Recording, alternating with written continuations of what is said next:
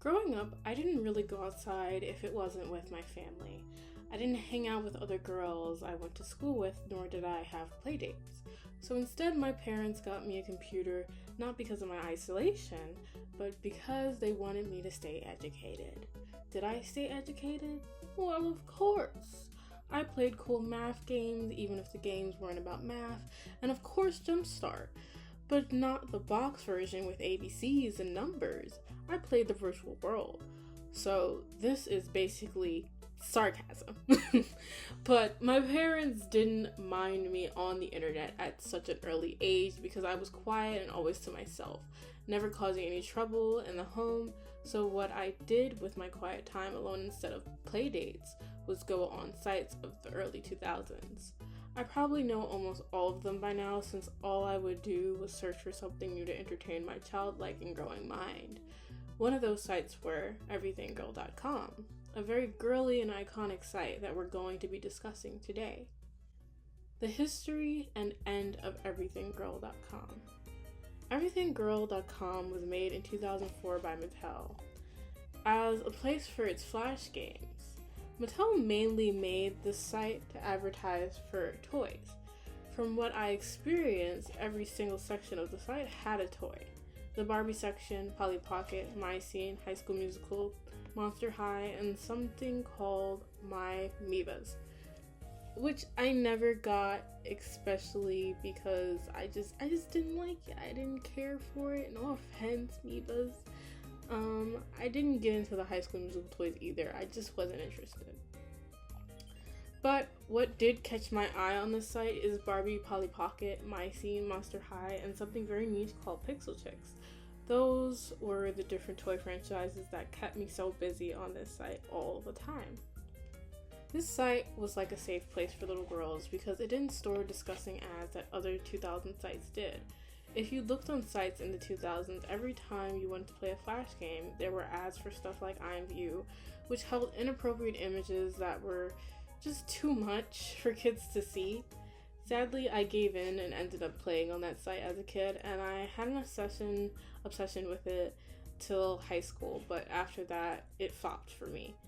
But as I was saying, Everything Girl held a safe place. We only saw ads for girly things related to the site, and that's what I miss about this site.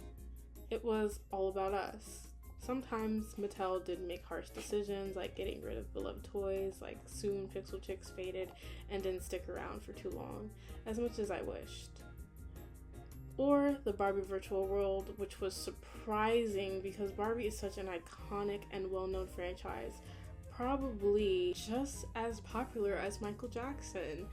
If you say Barbie anywhere around the world, they will know her name, but I feel the virtual world itself on this site wasn't as popular as her name, and Mattel saw that and booted the site off everythinggirl.com.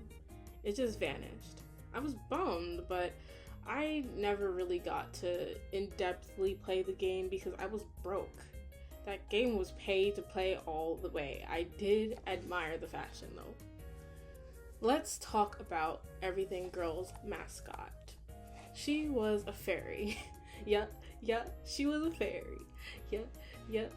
No, literally, she was a fairy and her name was Peppa. She let you know every time you entered the game by popping up with sound effects and banging on an instrument. She really hyped you up before you got into the site.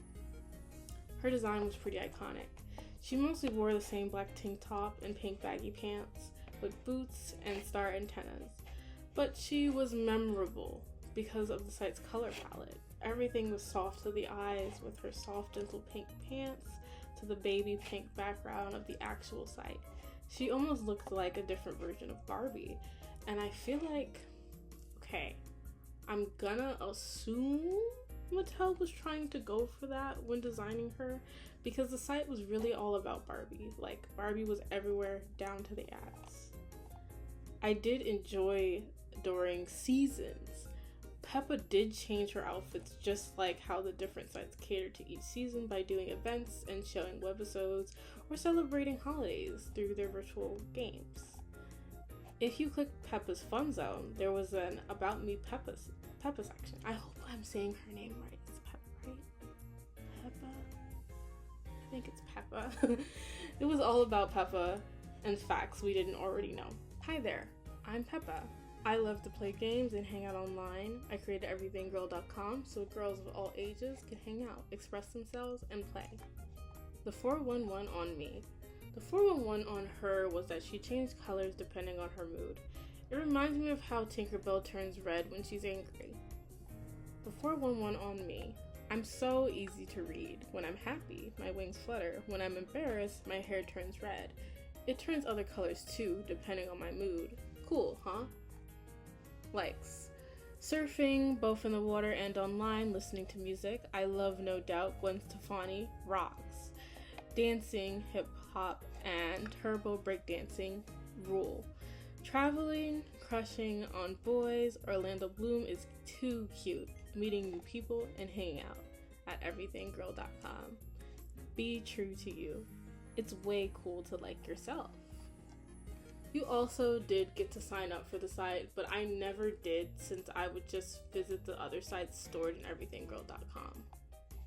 Also, fun fact, the site had a calculator, because why not? If I'm doing homework and I'm about to hop on the site, then I'm using the Everything Girl calculator for times tables. I feel like Everything Girl was trying to be educational because even if you never use these features, they also had a dictionary section. I just found that out today. It was cute. They cared about us staying in school. Now, let's get to the more depressing section of this video, its end. Everything Girl was made in 2004, like I said, but the website everythinggirl.com, as quoted, was shut down around 2015, though a redirect to the Barbie website began in September 2014.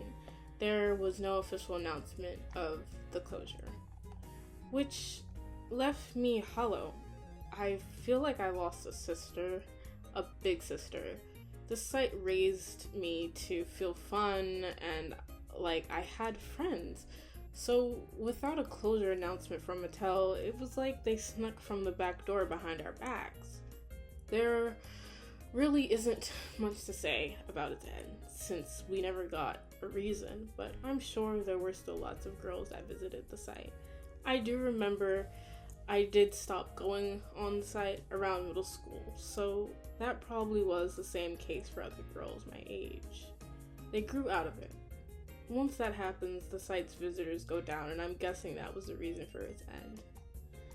This was a short video, and I could have sat and explored every single section of the site, but I mostly just wanted to make a video about Peppa, the fairy, and Everything Girl itself instead of the franchises that it held. I feel like those franchises need its own entirely different video to showcase it to its fullest. So, I don't know, maybe I'll pick some franchises that I like and see if I'll write a script on it. Maybe. But for now, bye, and thank you guys so much for tuning in my video again.